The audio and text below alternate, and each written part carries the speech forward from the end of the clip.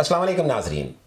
Doctor Tahir programme हालात हाजरा में आपकी खिदमत में हाजिर हूँ। पाकिस्तान में सियासी माहौल इतना गर्म है और इतनी तेज़ी से तब्दीलियाँ जो है सियासी वाक़यात पाकिस्तान के अंदर हो रहे हैं कि बहुत से दूसरे वाक़यात जो हैं जिनका ताल्लुक पाकिस्तान की सिक्योरिटी से है वो पस मंज़र में चले गए हैं। नाजरीन, हालिया कुछ अरसा में पाकिस्तान के अंदर दहशत गर्दी के वाक़यात में ख़ास तौर पर 15 अगस्त 2021 के बाद से, जब से अमेरिकन और जो उसके इत्तेहादी थे उनकी अफवाज अफ़गानिस्तान से निकली और जो अफ़गान तालिबान हैं वो अफ़गानिस्तान पर काबज़ हुए, तो उसके बाद से पाकिस्तान के अंदर जो दहशत गर्दी के वाक़यात हैं उनमें नुमायाँ इजाफ़ा हो चुका है।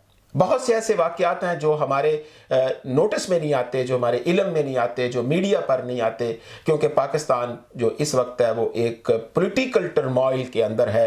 तो किसी और तरफ पाकिस्तान का जो अवाम भी है और जो सियासतदान भी है उनका नज़र किसी और तरफ नहीं जाती।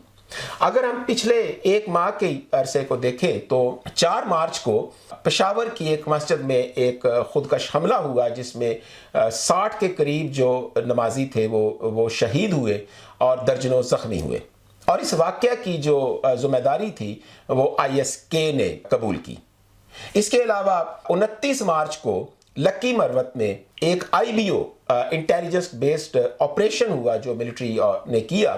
उसमें 4 दहशतगर्द हलाक हुए और 1 दहशतगर्द गिरफ्तार हुआ। अभी हाल ही में 15 अप्रैल को नॉर्थ वजीरिस्तान में एक मिलिट्री के कॉन्वाय के ऊपर दहशतगर्दों ने हमला किया जिसमें 7 फौजी जवान शहीद हुए और 4 दहशतगर्द जो है वो हलाक हुए। इसके अंदर जो डिफरेंट मिलिटेंट ऑर्गेनाइजेशंस है वो इसमें मुलव्वस है और उनका ताल्लुक ख़ास तौर पर अगर देखा जाए कि ये जो मिलिटेंट ऑर्गेनाइजेशन है जो इन वाक़यात में मुलव्वस है और ये वाक़यात इतनी तेज़ी से क्यों बढ़े हैं, तो उसका ताल्लुक हम 15 अगस्त 2021 के बाद से जोड़ते हैं। क्योंकि जब से नेटो फोर्सेस अफगानिस्तान से निकली तो जो वहाँ पर मिलिटेंट ऑर्गेनाइजेशंस थीं, ख़ास तौर पर जो IS है, Islamic state in Iraq and Syria, जिसको दाइश भी कहते हैं, और ये अफ़गानिस्तान पाकिस्तान में इस रीजन में इसका नाम जो है वो ISK इस्लामिक स्टेट खुरासान के नाम से पहचानी जानी जाती है।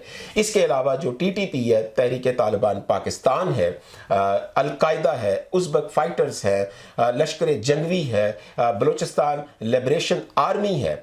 तो ये जो मिलिटेंट ऑर्गेनाइजेशंस हैं इनकी कार्रवाइयाँ काफ़ी तेज़ हो गई। उसकी वजह जो है कि जब से अफ़गान तालिबान हुकूमत में आए अफ़गानिस्तान में तो उनके पास वो कैपेबिलिटी नहीं है, वो सोर्सेस नहीं है उनके पास कि वो इन मिलिटेंट ऑर्गेनाइजेशन को कंट्रोल कर सके। तो अब इन जो दहशतगर्द तंजीमें हैं ये आज़ादी के साथ अफ़गानिस्तान के अंदर अपना काम कर रही हैं। इनको मूवमेंट की आज़ादी है, इनके ट्रेनिंग कैंप्स हैं, इनको रिक्रूटमेंट की आज़ादी है।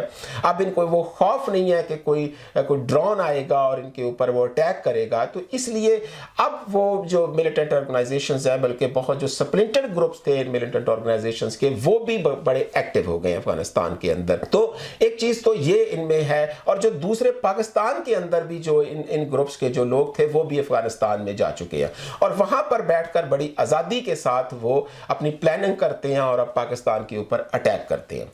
और दूसरी वजह जो है कि अफगानिस्तान में जब से अफगान तालिबान हुकूमत में आए और उन्होंने कंट्रोल संभाला और जो नेटो फोर्सेस थी वो अफगानिस्तान से निकली, तो जो दुनिया के अंदर जो मिलिटेंट ऑर्गेनाइजेशंस हैं, चाहे वो अफगानिस्तान में हो, पाकिस्तान में हो, सीरिया में हो, इराक में हो, मिडिल ईस्ट के दूसरे कंट्रीज़ के अंदर हो या अफ्रीका में हो जैसे बोको हराम है, तो इन जो मिलिटेंट ऑर्गेनाइजेशंस हैं इनको बड़ी मोटिवेशन मिली, इनको बड़ी इंकरेजमेंट मिली, बड़ा जज्बा और हौसला मिला कि अगर अफगान तालिबान अपने लिमिटेड सोर्सेस के साथ अगर वो दुनिया की बड़ी ताकतों को, जिसमें अमेरिका और बरतानिया और यूरोप भी शामिल है, अगर उनको शिकस्त दे सकते हैं तो फिर हम भी अपने मकासद जो है वो हासिल कर सकते हैं। तो ये जो उनके अंदर मोटिवेशन थी, इसने उनको इन मिलिटेंट ऑर्गेनाइजेशंस को एक नया ब्लड दिया, नई एक उनके अंदर एक नई मोटिवेशन लेकर आया। जो इस वक्त सवाल पैदा ये होता है कि ان ملیٹنٹ آرگنائزیشنز کو کیسے کنٹرول کیا جا سکتا ہے, ان کے نیٹ ورک کو کیسے توڑا جا سکتا ہے. ویسے تو پاکستان 9/11 کے بعد سے مسلسل ان دہشت گردوں کے خلاف لڑ رہا ہے, لیکن اس میں جو امریکہ اور دوسرے جو ان کے اتحادی افواج تھی ان کا بھی بڑا رول تھا کہ ان کے پاس ٹیکنالوجی تھی اور وہ ان کے خلاف کرتے. لیکن اب یہ پاکستان کو جنگ لڑنی ہے, تو پاکستان ان ملیٹنٹ آرگنائزیشنز کو کس طریقے سے ان کو کنٹرول کر سکتا ہے, ان کو ختم کر سکتا ہے. تو اس میں جو سب سے بڑی بات ہے وہ یہ ہے کہ جو پاکستان کی پریمیئر انٹیلیجنس ایجنسی ہے, جو پاکستان کی پریمیئر انٹیلیجنس ایجنسی ہے ISI, اس کا بڑا اہم رول ہے. پاکستان کی جو انٹیلیجنس ایجنسی ہے ISI, یہ دنیا میں ایک بہت مضبوط اور پروفیشنل انٹیلیجنس ایجنسی کے طور پر جانی جاتی ہے, اور اس کے کریڈٹ کے اوپر بہت بڑی بڑی اچیومنٹس ہیں. ISI وہ انٹیلیجنس ایجنسی ہے کہ جس نے سوویت یونین اور افغان وار میں سوویت یونین کو شکست دی اور اس کو رشیا بنا دیا. اور اس کے علاوہ جو ISI ہے, اس کے کریڈٹ کے اوپر انٹرنل پاکستان کے اندر بھی آپریشن, چاہے وہ ضرب عضب ہو, آپریشن رد الفساد ہو, یا دوسرے دہشت گردوں کے نیٹ ورک توڑنے کے معاملے میں ہو, تو ISI نے بڑا پروفیشنل رول ادا کیا اپنا. لیکن بدقسمتی سے حالیہ کچھ عرصہ سے جو پاکستان کی انٹیلیجنس ایجنسی ہے, اس کا فوکس اپنے بارڈر اور اپنے جو اس کو انٹرنل ایکسٹرنل تھریٹس ہیں ان سے ہٹ کر ان کا ISI کا جو فوکس ہے وہ پولیٹیکل جو سچویشن ہے پاکستان کے اندر اس کے اوپر ہو گیا. تو اس کا زیادہ رول جو ہے وہ سیاسی رول بن گیا, نہ کہ وہ پاکستان کے انٹرنل اور ایکسٹرنل جو تھریٹس ہیں ان کو کنٹرول کرتی. بہرحال اس وقت جو میں بات کر رہا ہوں تو پاکستان کے اندر خوش قسمتی سے کہ ISI کی کمانڈ دوبارہ سے ایک بڑے پروفیشنل جنرل کے ہاتھ میں ہے, اور پاکستان ISI دوبارہ سے وہ فوکس کر رہی ہے اپنے ان جو تھریٹس ہیں ملیٹنٹ آرگنائزیشنز کی طرف سے ان کو. میں آپ کو ایک ایگزامپل دینا چاہتا ہوں, یہاں پر ایک مثال دینا چاہتا ہوں کہ اسرائیل جو ایک چھوٹا سا کنٹری ہے جس کی 9.2 ملین یعنی 92 لاکھ کے قریب اس کی آبادی ہے, اور اس کے ارد گرد جو ہے وہ سارے اسلامی کنٹریز ہیں, اور وہاں پر حماس اور الفتح جیسی بڑی آرگنائزڈ جو آرگنائزیشنز ہیں وہ بھی موجود ہیں. لیکن اس کے باوجود اسرائیل نے اپنے وجود کو وہاں پر قائم رکھا. تو وہ جو اسرائیل نے اپنے وجود کو وہاں قائم رکھا, اس میں اس کی جو انٹیلیجنس ایجنسی ہے موساد, اس کا بہت زیادہ رول ہے. اور اس کے علاوہ اسرائیل کے پاس دنیا کی بہترین ایڈوانسڈ ملٹری ٹیکنالوجی ہے. اسرائیل کے پاس دنیا کی بہترین ایڈوانسڈ جو ڈرون ٹیکنالوجی ہے.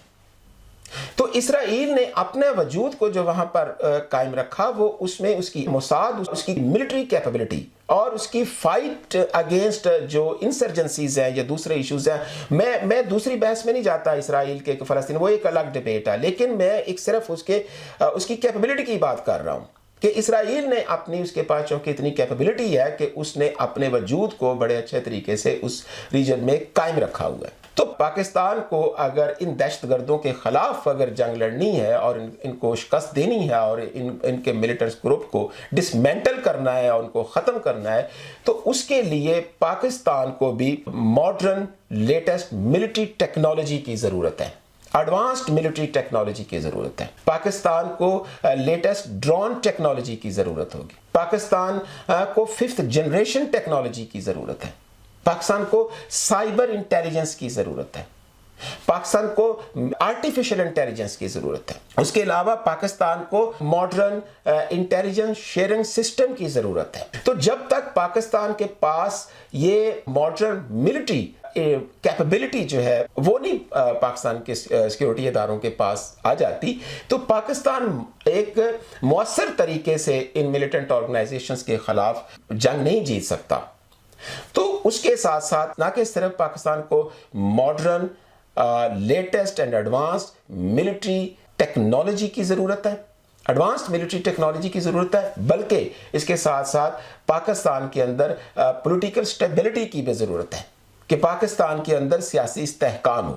پاکستان کے اندر اکنامک سٹیبلٹی کی بھی ضرورت ہے کہ پاکستان کے اندر معاشی استحکام ہو, سیاسی استحکام ہو, کہ چاہے وہ کسی کی بھی گورنمنٹ ہو جس کو عوام منتخب کرے, لیکن پاکستان کے اندر پولرائزیشن ختم ہونی چاہیے, پاکستان کے اندر ایک سیاسی استحکام ہونا چاہیے. اور اس کے ساتھ ساتھ پاکستان کے جو ادارے ہیں پھر ان کو پاکستان کی حکومت کو جو نیشنل ایکشن پلان ہے جو 2014 میں بنا آرمی پبلک اسکول انسیڈنٹ کے بعد, تو اس کے اوپر عمل کرنے کی ضرورت ہے. وہ بڑا ایک زبردست ڈاکومنٹ ہے جو گائیڈ لائنز دیتا ہے آپ کو کہ آپ ملیٹنٹ آرگنائزیشنز کو کیسے ختم کر سکتے ہیں. تو میں ان شارٹ جو اپنی بات کرنا چاہ رہا ہوں وہ یہ ہے کہ جب تک پاکستان کے پاس یہ ماڈرن لیٹسٹ ملٹری ٹیکنالوجی نہیں آتی تو پاکستان اپنے ٹریڈیشنل جو طریقہ کار سے روایتی طریقوں سے ان ملیٹنٹ آرگنائزیشنز کے ساتھ نہیں لڑ سکتا, کیونکہ اب ان کے پاس اس وقت ایک سیف ہیون افغانستان کی صورت میں موجود ہے اور وہاں پر بیٹھ کر وہ ایک بہتر پلاننگ کر سکتے ہیں. تو اس کے کو شکست دینے کے لیے پاکستان کے سیکیورٹی اداروں کو بھی ویل ایکوپڈ ہونا چاہیے اور ان کی جو کیپیبلٹی ہے, ان کی جو ابیلٹی ہے فائٹنگ اگینسٹ ٹیررزم, تو اس میں فائٹنگ اگینسٹ ملیٹنسی, تو اس کو انہانس کرنے کی ضرورت ہے. تو انہانس اسی وقت ہوگی جب کہ پاکستان کی جو سیکیورٹی کے ادارے ہیں وہ جو ملٹری ہے وہ ویل ایڈوانسڈ, ان کے پاس ٹیکنالوجی ہوگی, پاکستان کے اندر پولیٹیکل اسٹیبلٹی ہوگی, اکنامک اسٹیبلٹی ہوگی اور نیشنل ایکشن پلان کے اوپر عمل کیا جائے گا. اگر پاکستان ان جو ہے کہ راستوں کے اوپر کہ عمل نہیں کرتا, یعنی پاکستان اس طریقے سے ان کے خلاف نہیں لڑتا, تو میرا جو ذاتی خیال ہے کہ بہت مشکل ہوگا دہشت گردوں کو شکست دینا, بلکہ یہ آنے والے وقت میں یہ اور بڑھتے جائیں گے, وہ چاہے افغانستان میں ہو, چاہے پاکستان افغانستان کے بارڈر ہوں یا پاکستان کے رورل اور اربن ایریاز میں. تو امید کی جا سکتی ہے کہ پاکستان ویل ایکوپڈ ہوگا, پاکستان کے اندر پولیٹیکل اسٹیبلٹی ہوگی, اکنامک اسٹیبلٹی ہوگی اور پاکستان اس قابل ہوگا کہ دہشت گردوں کو شکست دے سکے. اجازت دیجیے ناظرین, اللہ حافظ.